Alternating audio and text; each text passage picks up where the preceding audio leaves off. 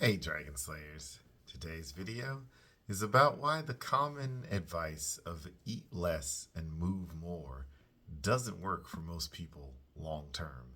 Part 1. Don't forget to like and subscribe because it really helps the channel out. Let's get started.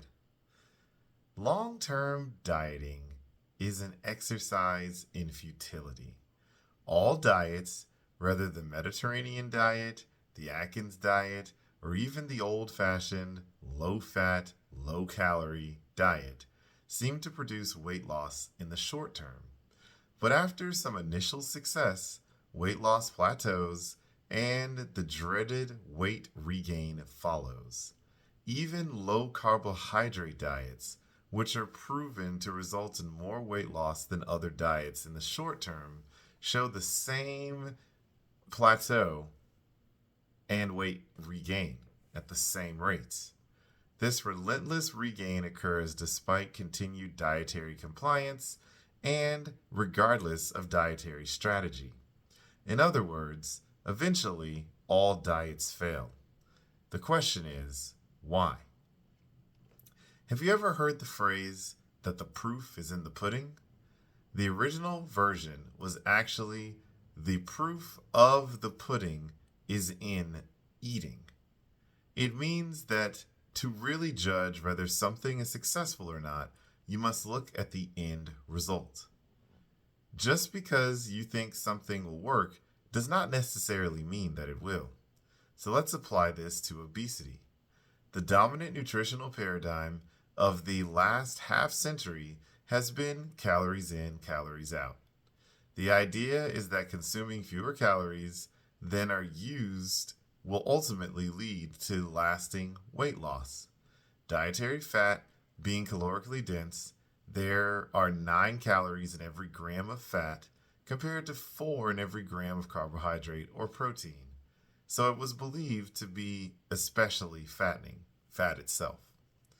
The commonly recommended weight loss approach of low fat, low calorie diet combined with increased exercise, all aimed at increasing the number of calories burned while reducing the number of calories worked. So you can neatly summarize this as eat less and move more. There's certainly a logic at work here, and we can imagine all kinds of reasons why it should work.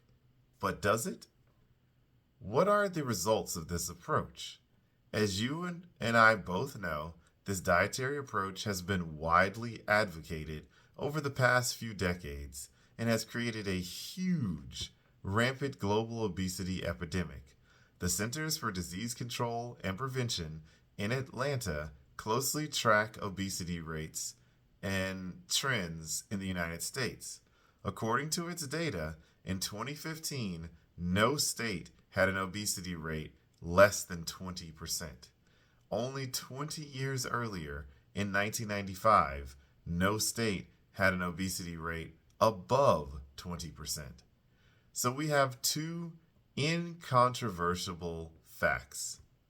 Fact number 1 is that over the past 20 years, conventional weight loss advice has called for eating less and moving more. Fact number 2 is that also over the past 20 years, obesity rates have exploded even more. Considering these facts together, there are only 2 possible conclusions. The first is that our standard dietary advice is good, but people are simply not following it. This would be a real stretch of the imagination. When it comes to health, people really do listen to their doctors. As we can see when we look at other lifestyle changes doctors began to recommend.